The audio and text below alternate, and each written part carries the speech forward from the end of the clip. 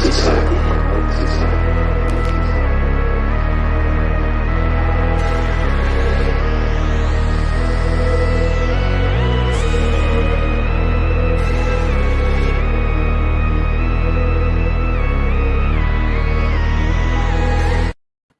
what's going on? Welcome to Move Fast, Lift Heavy podcast. This is Joe Roscoe, co-host of MFLH Pod. If you haven't checked out our website yet, go to movefastliftheavy.com. We are your one-stop shop for all things fitness, apparel, and lifestyle. Exciting times for Move Fast right now. Our team just finished up with quarterfinals, and the official scores and results aren't quite finalized just yet, but looks like we'll be moving on to semis. So let's just bring on the captain right now to chat a little bit about quarterfinals and our MFLH team shirt that we have for y'all to maybe snag. So please welcome to the podcast, biggest beard on Long Island, nicest abs in New York, and the greatest smile in all the world, Christian Harris.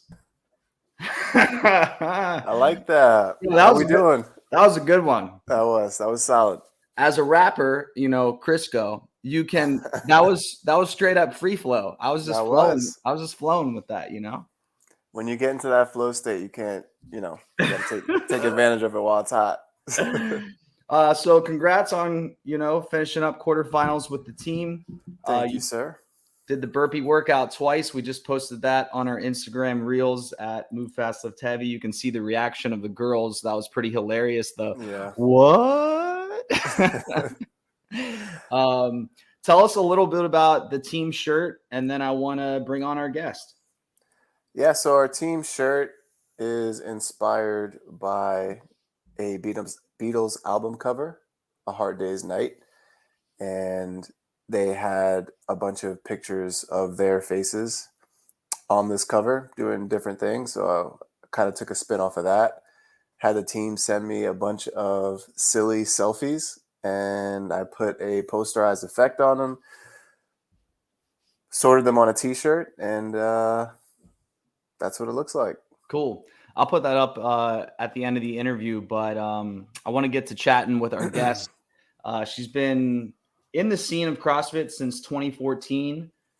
Just to kind of break down, I'm going to do it by open rankings because, funny enough, she basically cut her ranking in half every year, almost like down to the T. She had it kind of down to an art form. So in 2014, she was 2,766th, and then she just kept cutting that in half all the way to 2018 to a 267th placing. And in 2019 is really when she kind of just started making a name for herself, we'll say. So this year she finished 50th in the Open, and I believe 16th in the quarterfinal in North American region. Also not like a big time athlete, I guess, growing up. Really excited to kind of hear her story. So yeah, Ohio native as well. Please welcome to the pod, Feeroozeh Saghafi. Hey, Fee. You said that wonderfully. What's that? Your last name? Saghafi. Yes. Yeah, Saghafi. What's the origin of the last name? So I'm Iranian. My dad is from my dad's side. My first and last name, 100% Iranian, Feeroozeh Saghafi, and my mom is Mexican, so I'm Mexican from my mom's side. Oh. Nice. Can you say your full first name again? Feeroozeh Saghafi. Feeroozeh. Mm-hmm. Saghafi. Yeah. It's a very long name and intimidating. And I just remember my first year at regionals, I had a commentator was like, is there a easier way to say your name? Can I cut this down? I was like, yeah, Fee. Everyone calls me Fee. There we go. So, how was it growing up in Ohio? How soon did you? So context for everyone before we hit record. Fee and I realized that we grew up about 15 minutes away from each other, and I'm in Miami now, so it's a small world. But how was that growing up in Ohio, and was sports a part of your life early when you were growing up? Yeah, so I'm Ohio native through and through. I've always, growing up, I was never in super competitive sports. Funny enough, my dad actually loved music so much that all of us played music growing up. So from the time I was 4 to just about 18 years old, I actually played the violin. And it was private lessons, music theory, orchestra, chamber group every Saturday from like a 4-year-old little girl to, through high school. And actually, we did that more than sports. But growing up, I always craved being outside, playing some football with the guys, backyard baseball, basketball. Like it was just like the best day ever when my brother, would come, and be like, hey, we need another, someone with an arm, like come be on our team and throw the football around. And I just always wanted to be in sports, but I was never given that chance as much growing up because my weekends were always about music versus, doing what I really wanted to do. But what do I know at, 4, 5, 6 years old? You can't just do what your parents say at that point. Do you still play?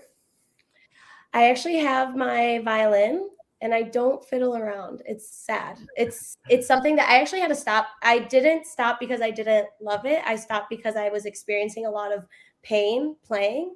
It's something very common with violinists or musicians in general. And it was getting to the point where me playing just caused a lot of pain. And we never actually figured out why. We never figured out if it was kind of just the rotation of the wrist wasn't meant for me. But my dad always kind of joked around. He's like, you could do all this stuff in the gym, but you can't hold, a 1 pound, 2 pound violin. And yeah, so I don't. It's sad to play something for that long, but I still have my violin. Just kind of sits there. I'm sure it's still there. It is there. Did you play as a family growing up? Like, what were the instruments that your other family members played? Yeah, so I have 3 other siblings. So I have my oldest brother, we're all 11 months apart, so super close. So my brother and my 2 other sisters, we all grew up playing violin. And my one sister played piano, but mainly violin. Why? Because my dad loved violin. And he actually plays violin. He's a doctor. He's a neurologist. And his lifelong dream, I think, was to be a musician. And he became a doctor instead of a musician. Kind of crazy. But he kind of poured that onto us. So we all just played the violin from start. I didn't play anything else growing up, but that was really the only thing. I can't say I was naturally talented. I don't think I'm talented in general. I don't really I'm not Chris. I can't rap. I can't sing. I can't do any of that fun stuff. But my sister, one of my sisters, she was truly the singer, the violinist. She could just play beautifully, just off the cuff. I think I was more into sports. I think I just always just geared myself there. Well, I think you got to give yourself a little more credit than that. I mean, you're able to play the violin. I barely got through the recorder in elementary school, so good old recorder days. I feel like every parent's nightmare. Oh yeah. My gosh, yeah. Remember the little recorder, the case, like the fabric zipper case? Yes. Yep. Oh my god.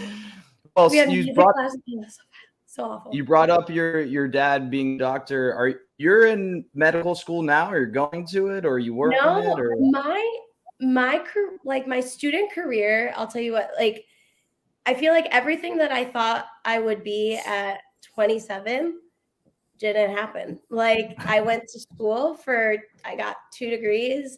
My career path, I went back to a pre-medical program literally all of the last 2 years. Continued to pursue CrossFit very intensely. I love it. I love the sport. I love coaching. I love everything that it's brought into my life. But I just had this vision of what I would be and become at this age or within the next couple of years. And throughout that journey, I ended up getting connected with some of the best brands and sponsorships and opportunities in the sport. And I decided I have a very specific window of pursuing sport because I love it, not because I have to do it. And I just went all in and I put school on hold. And am doing things I never thought I'd be able to do, to be honest. So yeah, it's kind of wild. I love talking about it, and I love talking about it to some teenagers and students now, because I feel like a lot of us put ourselves on this very specific timeline, and if we don't meet that timeline, we feel like we failed. And I feel the complete opposite. I'm so grateful for everything.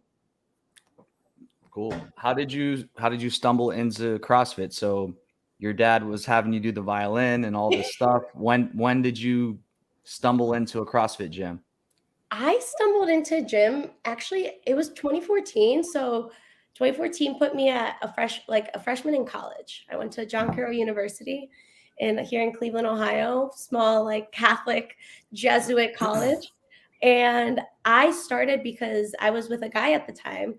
And that year, I think I was struggling a lot with my own body image and just loving myself and feeling good about myself. And we would go to Lifetime Fitness, and we would just, work out. And he eventually told me about CrossFit. He's like, "Have you heard of this CrossFit thing? It's like super new and cool, and you do lifting and you do gymnastics." And he showed me a couple videos. I think he showed me one of the like Strong is Beautiful videos with Andrea Ager and some other like OG athletes in there. Do you remember? So first off, my best friend went to John Carroll. He actually is now the special teams coordinator for the Houston Texans. Everyone like gets to the NFL. I know all about John Carroll. And then Christian knows Andrea well too. He was on a team with her in 2016, Team Dynamics. But Andrea is one of my family's like best friends. So that's funny. Oh my, wow. We have a lot more in common than I realized. All right. So you see this Strong is Beautiful video? Yeah. I'm like, this is so cool. Like, I want to be a strong girl. I want to be a strong woman, because I didn't feel strong. I didn't feel, I didn't feel good about myself. And so he's like, "Well, let's go to the gym. Let's check it out." There's a gym. We dropped in. In my first drop in, I think I did like burpees, box jumps. I think I held a plank for some time, and I was like, "I love it." I think I just fell in love with the community of people. I ended up meeting some great people. I just love the idea of being able to do things that you never thought you could do, coach and learn movement and explore your body and celebrate it in so many different ways, versus just going to a gym and hopping on the treadmill, which is just about the extent, or the elliptical, and not know and not have fun. And it was me having fun again. It was just almost like going back to just having fun with your friends, playing backyard sports and just doing fun things. And that's what I loved about it. So 2014, I started, and I wasn't super consistent, but I would pop in maybe a couple times a week. Some days I would take like the CrossFit workouts from the gym, and I would do it at John Carroll. And I'm sure I would get looks and like, "What's this girl doing? What kind of pull-ups are those pull-ups?" Me just learning things. So that was the start of it. And I just fell in love. And that was your first year of the Open, was 2014? Yeah, that was the first year. The first year I did it, and I didn't know much about the Open. I just know I was like, "Oh, this is a cool little community event." What it was at the time, it was still 5 weeks, forever to get through the Open, but it was just the build up, the excitement, the community coming together, the cheering. I just loved every bit of it. I was doing workouts with moms and aunts and uncles and friends from just everyone. It was just the greatest experience. And I still to this day, like, some athletes are like, "Oh, I don't even care for the Open." Like, I love the Open. I love it. It's just a great way to bring people together. And I loved it from when I started, and I still love it to now. Yeah, I gotta agree with you. It is a great way to get the community together. I hate it for myself, particularly just from more of an anxiety standpoint. Yeah. But not as much anxiety now. Yeah, 100%. I'm in love with the change. Yes, I know. Before, when it was your ticket, you're like, "Oh man, I'm gonna redo this workout 3 times just to get in." So you started to fall in love with it. You're liking it. You already have this like really energetic personality. You seem very positive. So it seemed like it was in the cards for you to be a coach as well. When did you start to say, oh, I think I want to get into this coach thing? Yeah. So I started off at a gym, but I didn't start at CrossFit Mentality, where Scott is the affiliate owner.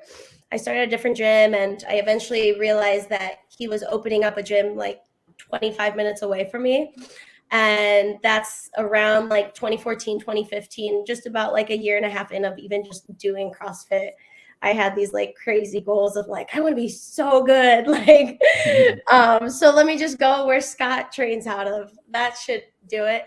And I did. I went and I still started as a member. And through the years in college, I actually had, I did my exercise physiology degree over there.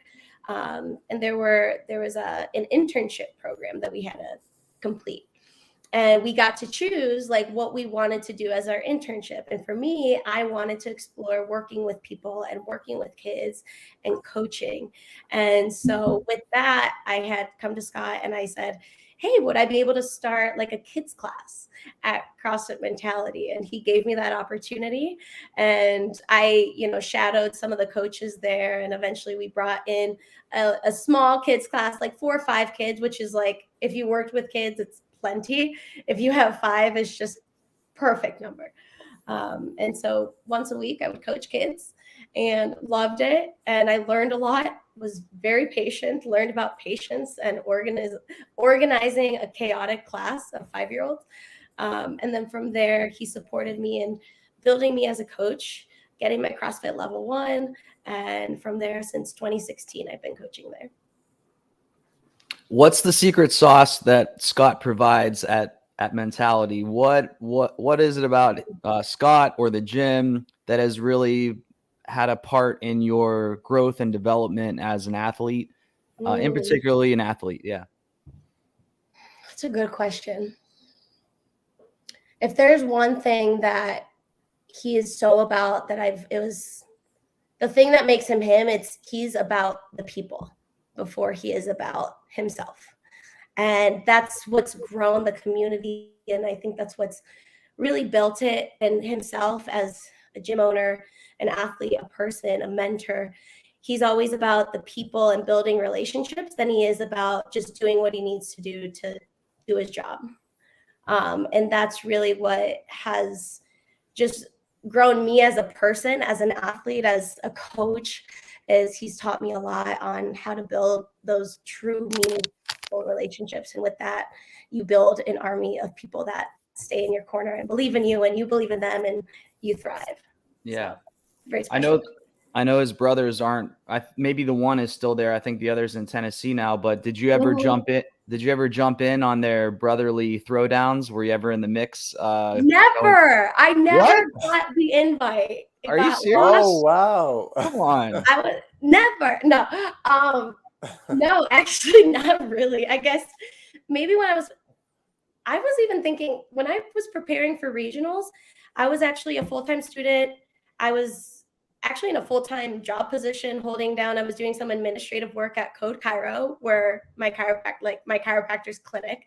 And I would train like an hour and a half a day. And it was like either late at night, squeezed in the afternoon, but I never got to train with them. Even like preparing for my first regionals, it was kind of just Scott would guide me and give me programming. And this is what we're working on today. Let's, do this and let's focus on this. But that was just, a lot of it was me and Kristen, actually, Scott's wife. She would hop into training. So I never got to experience the full pan check training. Yeah. Just got to see it from afar. Or like I was in class and then they wouldn't work out later. Let's talk a little bit about the Indy quarterfinals. Your experience with it. What was maybe your favorite workout, least favorite workout from quarterfinals? Oh, so I got to do quarterfinals was very fun this year because I got to go to Naples. I just joined the Brute Strength team. And so I got to head down there with Brute Strength, Matt Torres, Dallin Pepper, Phil Toon, James Sprague, all of them. Emma's down there. So fun. And I got a full experience of competitive quarterfinals this year. So it was cool. My favorite one was pistol and GHD workout. I would say that was my favorite one. That was my best performance out of all of them. It was 3 rounds, pistols, 30 pistols, 30 GHDs, and 10 ring muscle ups for time. That was fun. I just had fun from start to finish. Least favorite, I don't know. I gotta say the shuttle run workout. I will say the shuttle run was a great addition, but just the running in circles wasn't my favorite. Gotcha. Luckily, on the team side, we didn't have to do too many shuttle runs as you guys.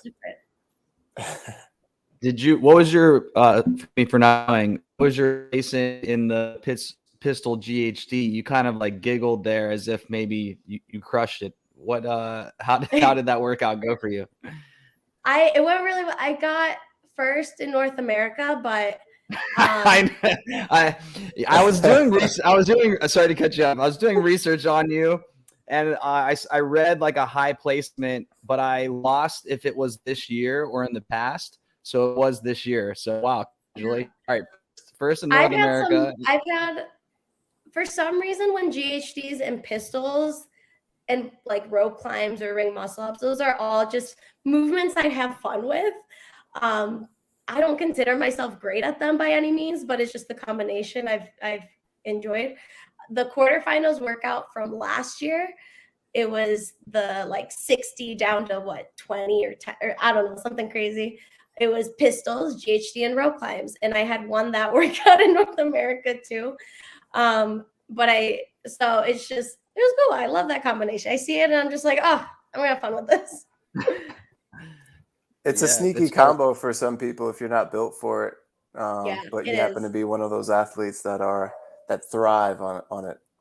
Yeah, but I think Tia actually won it worldwide both times. So next, you'll get her in the semis. Anything is possible. And what semis are you going to? I'm going to Granite Games. Okay, I actually didn't post about it yet, but I want to because everyone's posting about it. I saw an Instagram story, Christine Hollenbrander. She was like saying that this is the kind of season where everyone's like, who did you get? Who did you get? What teacher did you get? Like that kind of feel again. And I couldn't relate to that more. So Granite Games. I'm very pumped. I was there last year. And it was super hot. So just be prepared for that. That's what I've heard. Yeah. Kind of like training in stadiums leading up to it is probably a smart move. And yeah, absolutely. On the turf. It's usually about 10 to 15 degrees hotter. Man, was that the hardest part of the competition weekend? Just the heat just about? I think the heat, yeah. The volume that they had programming wise wasn't anything too crazy. Mm-hmm. But the heat made everything a lot tougher than it should have been. Okay. Yeah. So maybe I should go to Florida before. Maybe I should go back to Naples and 100%. If you have like a one wheel, or maybe you could like throw it back with like a Razor scooter that you could like fold up together, you should bring it, because the walk from the stadium to like the general area where you'll be hanging out is like close to maybe a half mile. It's pretty long. So that adds up as well over time, over the 3 days or so, the walking, the back and forth. So if you have some type of little like miniature means of transportation to kind of maybe what are those shoes called? The jellies. Maybe you could talk to Reebok about making you some special Heelys nanos or something. Hell yeah. Oh my God. Well, that's pretty great. Maybe I should just rent a golf cart. Sounds like I should just try to get I'll have to reach out to Cooper. Cooper, for some reason, he always pulls through, and he figures things. Yeah, Cooper needs to hook it up for the lab athletes. So you mentioned when you were busy with school that in the past you were training for an hour and a half. And you still were going to regionals and still doing very well. Did that allow you some freedom now where it's like, oh, I don't have to live in the gym, or are you now are things totally different and now your sessions are? Yeah. Well, with training an hour and a half, really, I did awful at regionals. Actually, Okay. But thank you. I was proud of the effort. I think I got like 33rd, like almost last, to be honest. Yeah, I took a lot of low finishes. But yeah, that was my rookie experience. But now I'm able to dedicate every hour of my day to being the best athlete that I can, while still having and getting the opportunity to coach throughout the day, at the gym, at Mentality. And it's so great. And it's something that I think people naturally think like, oh, must be nice. Like, must be nice to just train all day. And Christian, maybe I'm sure you get it too every now and then, like, oh, you just train, right? But it's very hard. It's a lot more that goes into it than So just much. that. But Exactly. So much goes into it, but I'm now able to pour that into what I do. And it's not just getting things done and just getting them done to check it off the list. Now it's everything that I do has intention and purpose and intensity. And I'm able to recover, and I'm able to fulfill those obligations that it's expected out of athletes when you are also representing sponsors and brands on that floor. And they do have those expectations, and my job is to be the best athlete I can be. And when I'm able to do that throughout the day, it makes me as an athlete grow and really just become my best. Christian, go ahead. What are some things that you're going to be working on in the lead up to semis to maybe some things that you've had weaknesses in the past that you need to progress? Yeah. So the biggest thing that we've been working on with brute strength, and a big reason that I actually shifted over to brute strength, was because of my strength in general, like my overall strength. I'm very much known to like be more of that. I'm very good with CrossFit, maybe with the lighter barbells, or moderate barbells, but my strength has been something that we've just been hammering this year. Top end strength?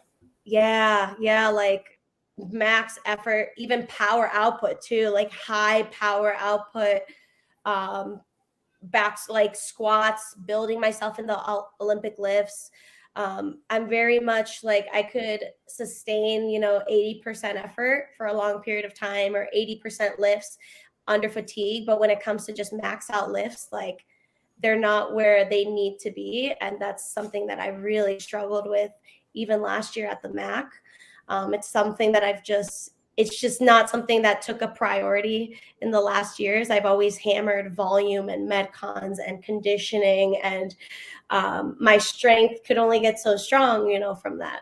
And so, yeah, so this entire year has been just flipped upside down for me. I've been doing so much more strength and power work, and then I get to do like CrossFit in the afternoon and some conditioning in the afternoon, but we're on our way.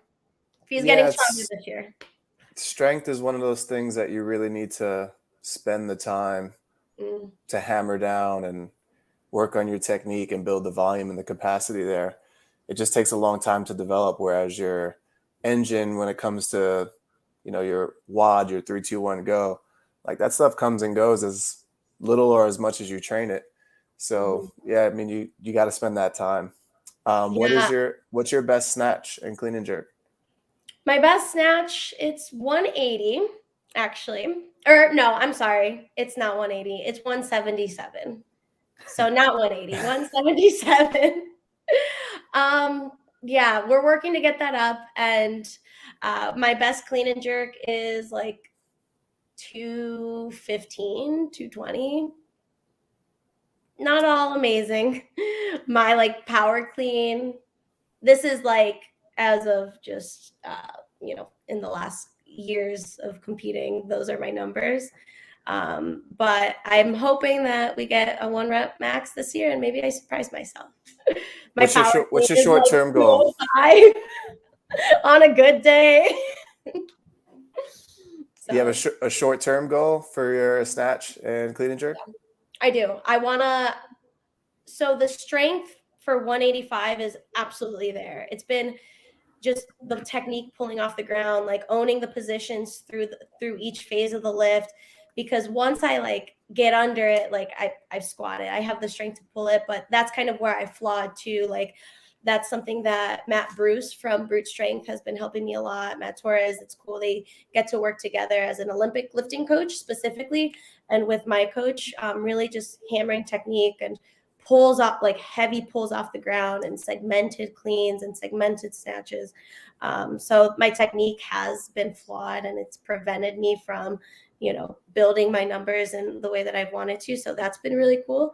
Where before I was training with Scott, and Scott is very strong. Like his goal is to just maintain his numbers at this point in his career.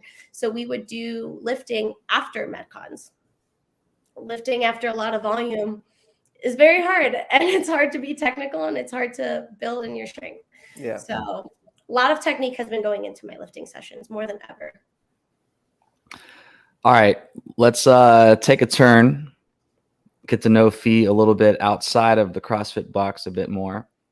Christian, let's put Fee on the hot seat, which will give us a couple of more insights as to who she is as a person. Alrighty, let's do it. Fee, don't be nervous, okay? I'm excited. You're gonna crush this. Okay. Just a couple of quick questions. Just give us the first thing that comes to mind. Would you rather move fast or lift heavy? Now this year I want to lift heavy. Lift heavy. Coffee or pre-workout? Say it again. Coffee or pre-workout? Coffee. Favorite brunch food?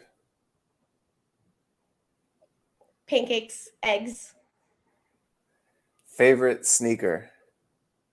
Oh, anything Reebok Classic. This will be a new one. Would you rather power or squat? Squat. Current favorite song?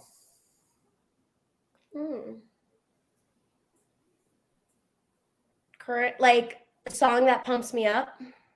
Yeah, whatever. What last song in your car right now? Can I look on my Spotify? Because I don't know the name of it, but it is my favorite song. I have a strengthen playlist. Hold on. Gosh, you guys, I'm so bad with songs. But I have a good one. I'm the same way. I don't know I don't know any actors' names, any musicians, the song title. Here we go. It's Go Off. It's not a famous song, but Go Off. Okay. By what's his name? I can't find it, but that's just the title of the song. All right, we'll take it. But it comes on, and I could be hurting in a workout, and I hear this Go Off song go on, and it's just like, and then you go off. Yeah, and I go off, and I get more adrenaline. All right, if you had to pick one movement for the rest of your life, what would it be? Ring muscle ups. Ooh, that's a first. Yes, I love. We'll take it. All right, Fee, you're off the hot seat. Woo! It's not like a techno song or house song, is it? No, it's no, gosh, I not against techno, but that's not like my cup of tea. I have Zanti, Zauntee. I see it. Oh, listen to Christian, you'd like this, Christian. You'd like it. We just can't listen to it right now just because of YouTube. Yeah, Go Off by Zanti. I posted it on my Instagram. I was like, guys, this is a great song. This is it. Playlist. I have this strengthen playlist on my Spotify, and it's up to 10 hours long. I'm very proud of it. But the reason that I'm proud of it is because all these songs are songs with meaning, and they just fire me up. They're powerful in their lyrics, and that's something that just I hate listening. I don't know, just any gym that I go to, if I hear something that's just not encouraging, I go and I click the dislike button or change the playlist. And I love hearing music that is empowering and encouraging. And I could, whether it's worship or, just strength and resilience, anything about that I love. And so this entire playlist is like, it's not throwing the F-bombs around or talking about inappropriate things. So It's more about the message. it's more about the message. Yes. Yeah. And it fires me up, gets me in a good place. Cool. Well, Fee, thanks so much for spending time with us. It was great getting to know you. We're rooting hard for you this season. Maybe I'll see you in Minneapolis. Heck yeah. Wait. Oh, you guys don't know until a couple weeks, huh? Yeah, it's probably going to be about another week or so. Gosh, well, Reebok's going to represent strong. Yes, of course. All right, well, good luck. And yeah, we'll be rooting you on. And OHIO, we'll see you later. Heck yeah. Thank you. Bye. All right. Feeroozeh Saghafi. She's a ball of energy. She's very nice. Yeah. I like her for sure. So good vibes. Yeah, good vibes. Always good to have someone with talent with good vibes as well. Let's pull up this shirt, bro. Let's pull up this shirt. Give the people a little sneak peek. Let me get this after hours off here. I'm like the co-host, producer, tech man. So the Beatles album, what was it called? A Hard Day's Night. A Hard Day's Night. And what was about that inspired you to be like, I wanna Yeah, so initially we had different themes that we were contemplating. Yeah. If we wanted to do like a Marvel kind of theme and everybody picks their favorite hero and kind of like do some sort of shirt with that, or a spirit animal type of theme. And I feel like we just could not all agree on something. And how could you not agree with yourself on a shirt? Then, finding some specific theme. And my uncle used to listen to the Beatles all the time. And, I was just thinking of different album covers that could potentially work for this theme. And that's the one that did. All right. So they can, if you want to support, this is going to help you all with your travels to semis and all that. Yeah. So again, T was saying a little bit earlier, this isn't something where CrossFit is going to pay for you, right? You have to be able to come up with your own means to pay for travel and admissions and all of your own stuff. So a t-shirt like this is important for, helping support the team. Yeah. All right. Well, if you want to support, if you like this okay guy, Chris Harris, you can check it out. MoveFastLiftHeavy.com, MFLHgear.com, all that stuff. All right, CH. Have a good day, bro. You too, sir. Later. All right, everyone. Joe Roscoe, Move Fast, Lift Heavy. Thanks again to Feeroozeh Saghafi, our guest in this episode. And yeah, we'll see you when we see you. Later.